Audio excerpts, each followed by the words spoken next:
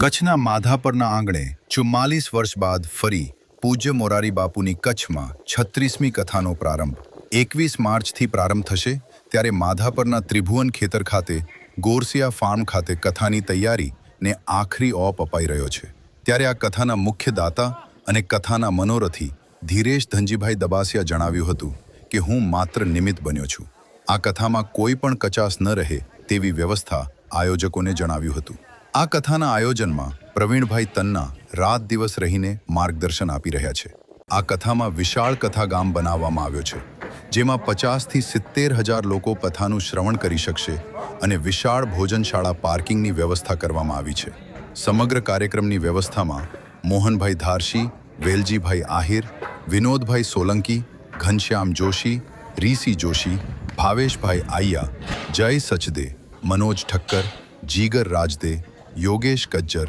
વિનેશભાઈ સાધુ હિતેશભાઈ સોની બહેનોમાં હંસાબેન હરસિયાણી રસોડાની વ્યવસ્થામાં હરેશભાઈ ઠક્કર હીરાલાલ ઠક્કર જયસુખભાઈ ઠક્કર તથા 18 વર્ણના મિસ્ત્રી સમાજ આહિર સમાજ પટેલ સમાજ વણકર સમાજ ગઢવી સમાજ તથા 18 વર્ણના લોકો આ કથામાં સૌભાગી થશે તેવું માધાપરના પૂર્વ સરપંચ અર્જણ ભુડિયાએ જણાવ્યું હતું તેવું ઉમેશ આચાર્યની યાદીમાં જણાવવામાં આવે છે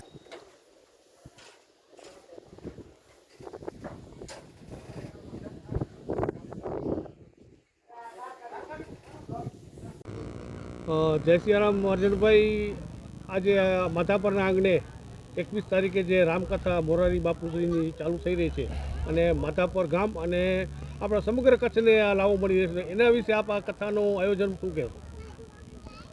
બાપુની કથા હોય એટલે આખા કચ્છની અંદર એક ઉત્સવ જેવો માહોલ હોય અને એમાં રામકથા સનાતનના એક પ્રેરણા જેને આપણે આરાધ્ય દેવ માની એમની રામકથાનું આયોજન કચ્છની અંદર મોરારી બાપુની 15મી કથા 35મી કથા થઈ રહી છે અને માધાપરના આંગણે આ 43 વર્ષ પછી આજે બીજી કથા થઈ રહી છે ત્યારે આનંદનો ઉત્સવ છે.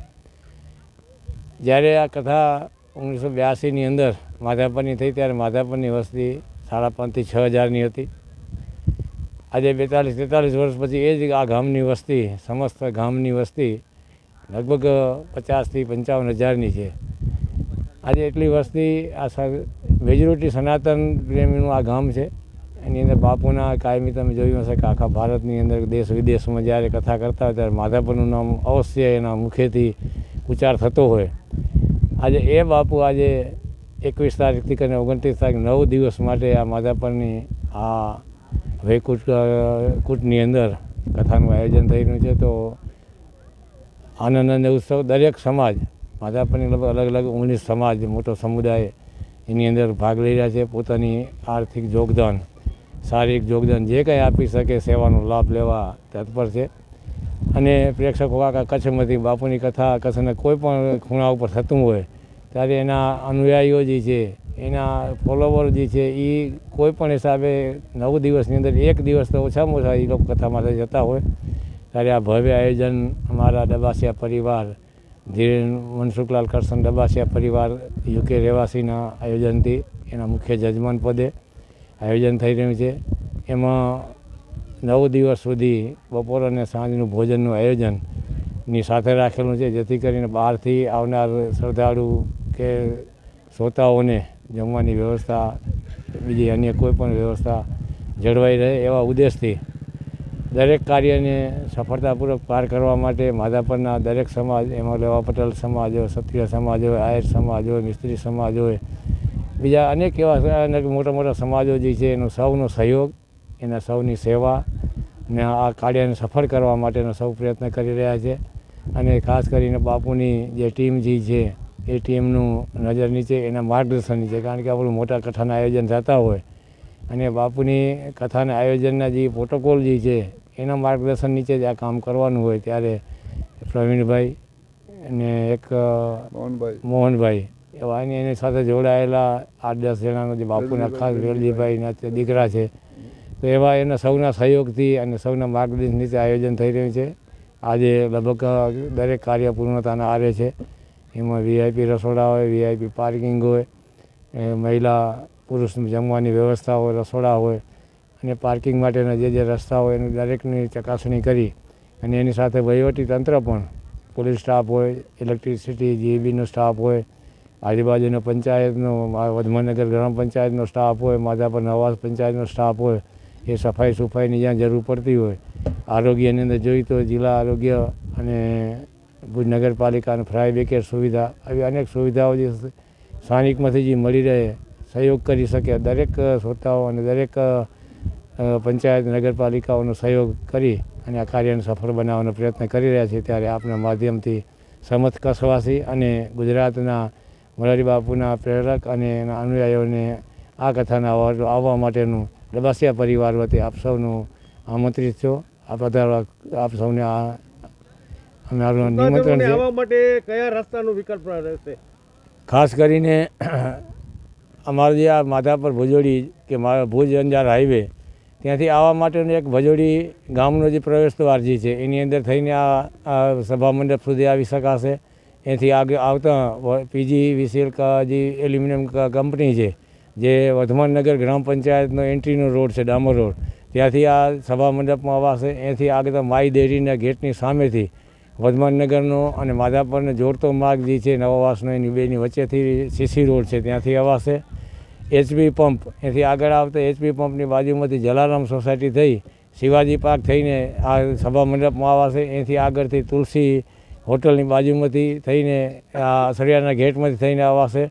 એની આગળ ડબાસિયા એન્જિનિયરિંગ એ જે રોડ જે છે ત્યાંથી થઈને અસરિયાના ગેટ થઈને આવાશે.